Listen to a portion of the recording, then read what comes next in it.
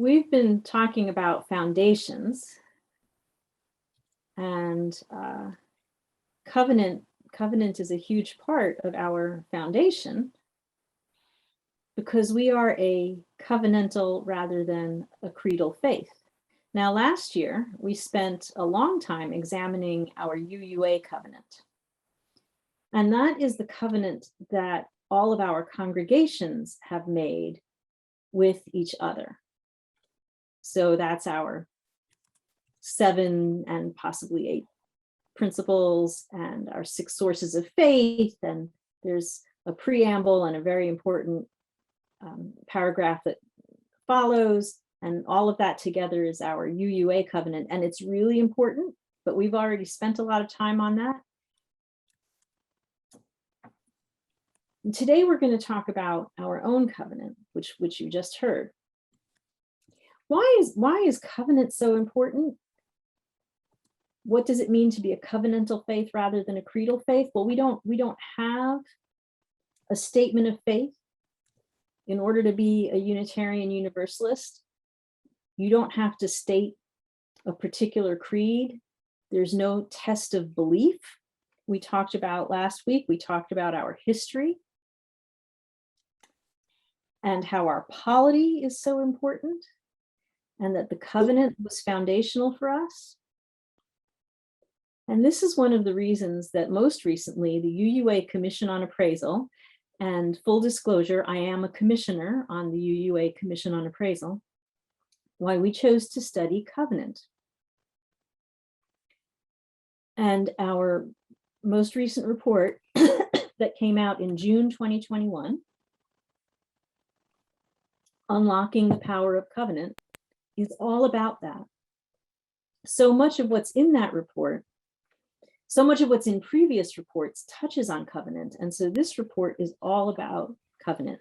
Now, Alice Blair Wesley, who I do understand has a connection to UUCLV, the Reverend Alice Blair Wesley proposed in 2001 that we think our corporate hierarchical structure. She summarized her central thesis in the following words. And this is, by the way, this is directly from the UUA Commission on Appraisal report. So what I just said about Alice Blair Wesley and what I'm about to say was quoted in the report. Our UU churches are uncooperative, not because congregational polity is our doctrine of the church. Rather, our churches are uncooperative, and far too many are weak and ineffective because our organization needs to be more covenantal, both in our congregations, and it says of here, but I think that is she misprinted that. I think it should be and in our association. To worship and to serve and grow and thrive as we have it in us to do, we need now to invent new covenantal structures for more free cooperation among us than we have had since our earliest days on this continent. United only by a commitment to how we are together, not what we are together, economizes on demands for a shared theology, but is demanding of UUs in terms of relationships, because covenant is the one recurring theme underlying the principles that can be considered a theological concept. Respect, compassion, acceptance, justice, and acknowledging the interdependent web are all dimensions of how we are supposed to behave toward one another when we are in a covenantal relationship. So today we are examining our own UUCLV covenant. Many congregations have their own covenants, but the commission was surprised to discover that there are quite a number, not a majority, a minority, but still quite a number of congregations that don't have covenants. The commission is advocating that congregations have an annual covenant Sunday. And to that end, here we are today discussing and examining our own covenant. Now, there are different types of covenants. There are aspirational covenants, such as the James Vila Blake covenant that is popular in many congregations. Love is the spirit of this church and service is its law. Perhaps you know that one, and it's in the back of our hymnal. And there are behavioral covenants. Our covenant is clearly a behavioral covenant. We talk about how we behave when we're with one another. We work together to resolve conflicts, right? We welcome and accept all who enter. We communicate with kindness and respect. We participate in our church community with generosity and good humor. We work together to resolve conflicts. We support each other in times of happiness and sorrow. And then under each of those larger headings are bullet points on how we do those things. We welcome and accept all who enter. Well, we greet all warmly. We treat our differences as opportunities for greater understanding. How do we communicate with kindness and respect? We assume all have good intentions. We listen with an open mind. We honor boundaries. We disagree without criticism or judgment. So this is a behavioral covenant. An aspirational covenant or a behavioral covenant, neither one is superior to the other. They're just different. Both are important. They function a little differently, but neither functions well if we don't refer to it. How do we use it? How do we use it? Are we holding ourselves accountable? Now, in our work, in our study, preparing for this report, and I do encourage you to read it, one of the things that we were saddened to discover is that in some congregations, the covenant is used as a blunt instrument.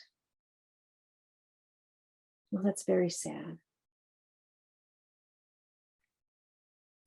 Perhaps some of you have seen the movie Saved. It's an excellent movie about, it's sort of a coming of age movie set among some evangelical Christian teenagers going to a Christian school, and some of the teens are questioning their beliefs, and there's a scene in which the one girl who is questioning her beliefs and she's of course in the praise band, and some of the other girls in the praise band, she's walking out of the van, she's leaving them, and one of the other girls hurls a Bible at her head. And the one girl who was hit, who's been questioning her beliefs, says, "It's not meant to be a weapon. It's not meant to be a weapon." Well, that's true with our covenants. They're not meant to be weaponized. They're not meant to be a weapon. So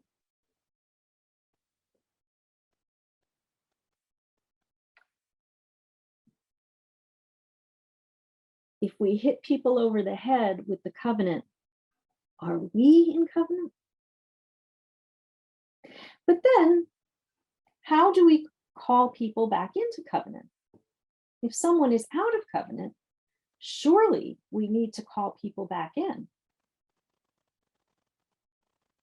Well, that can be done.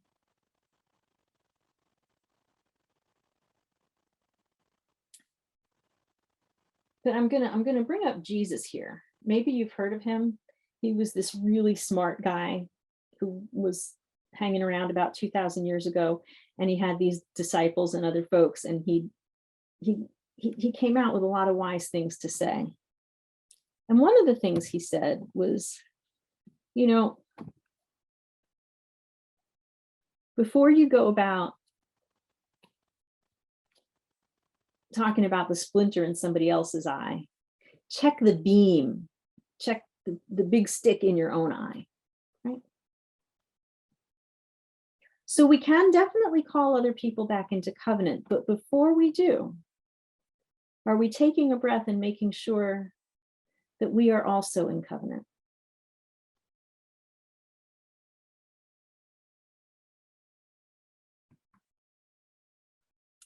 Are we doing it in anger, or are we truly doing it in care and concern?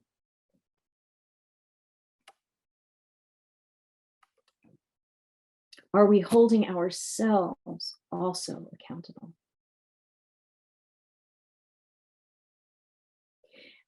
Now, holding ourselves accountable doesn't mean whipping ourselves every time we do a little misstep. I don't know who among you has misstepped recently. I have. I make missteps all the time. It happens. Sometimes I literally misstep. I have stepped on my cat's paws. That is literally a misstep. And yet they call me back into covenant. They let me know I've done it.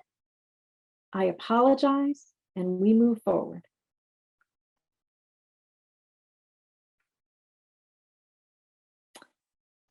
So what part of the covenant gives you the most difficulty? It's worth considering. These days, are you slow to anger and quick to forgive? That's really hard in the pandemic, isn't it?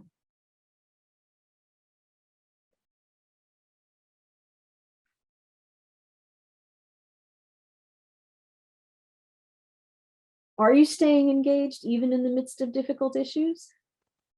That can also be hard, especially in these times. If you're not, the thing to do, again, is not to beat yourself up, but to ask yourself, I wonder why this is so difficult for me. I wonder what's going on. I wonder what the stumbling block is. That's how we grow individually and how we grow together. Now, another thing that's really important with covenants is to re-examine them from time to time. With our UUA covenant, which is written into the bylaws, it's Article 2 of our UUA bylaws, that is the covenant. We are required to re-examine it at least every 15 years, and we are in the process of re-examining it now. There is an Article 2 commission that is studying the UUA covenant and re-examining it right now. So it might change. It might look very different in the next few years. Or it might end up with little tweaks. I don't know. But I know that commission is working very hard.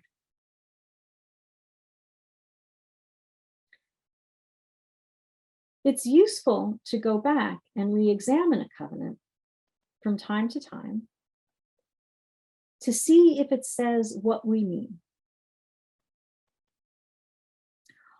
Often, it's possible to look at a covenant and discover from reading it all the things that had been going on before in that organization.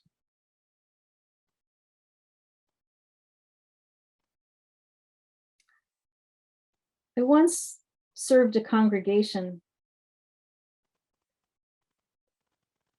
where the board had written a covenant in my first year that was very detailed and had many things in it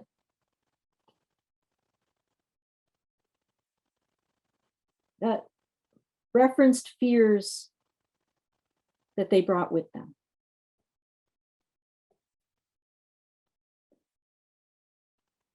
Later on, we re-examined that covenant. And they all agreed, you know, we can take out this part, it's redundant. We can take out this part. We can take out this. And in examining it, they determined that the covenant itself was very reflective of their fears at the time when they put it together. It wasn't a bad covenant. It was the covenant for that time, but they needed to change it when they changed it. What does our covenant say about us? Is it the right covenant for our time right now? Perhaps it is. But it's worth re-examining from time to time. There's a reason that I have us, when we were together in person, we would say it out loud together. And there's a reason that we read a bit of it every Sunday. I'm hoping that you do keep it in the forefront of your mind when we're together. I hope that you remember that we are a covenanted community. Many of our committees and teams and task forces have their own covenants. And now we have covenant groups. Small group ministries, small groups that are together, that have a covenant and get together for spiritual growth purposes. All of these things are grounded in covenant. Now, what does it mean when we're living in covenant together? Well, it means that we're thoughtful about the things that we do.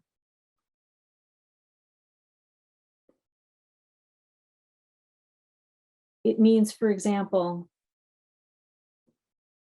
that we take seriously our pandemic safety team and what they're telling us we can and can't do about getting back together. Everything they put together and that the board approved for our policy is grounded in our covenant.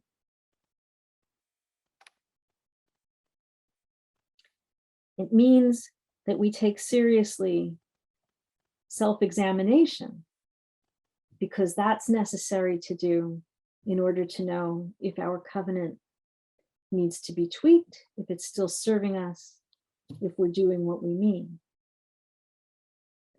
One of the things you can do is, for example, this evening, there will be a telling our own stories event where you can join in and listen to a story and then be part of telling our church's history so that we can know where we've been and where we're going. And how our covenant, how we have and have not been able to abide by our covenant.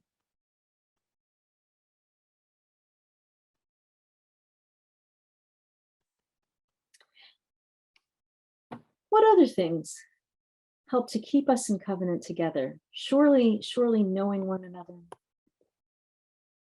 caring for one another,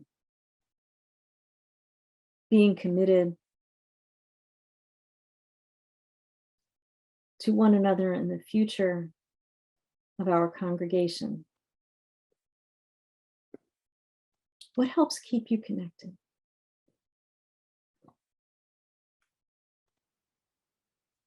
How is the covenant helping you in that?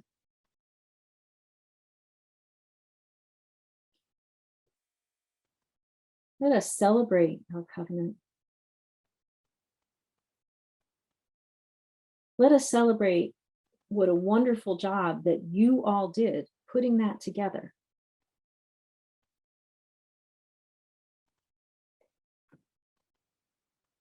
It is a beautiful and holy document.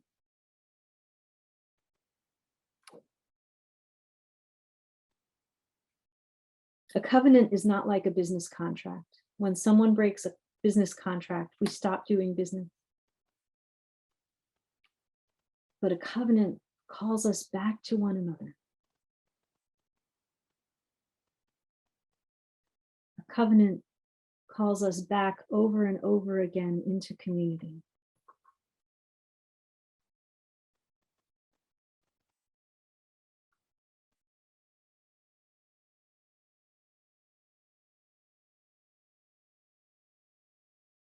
We know that we will miss the mark from time to time. And yet, here we are again. Let us continue to come back. Let us continue to be in covenant with one another.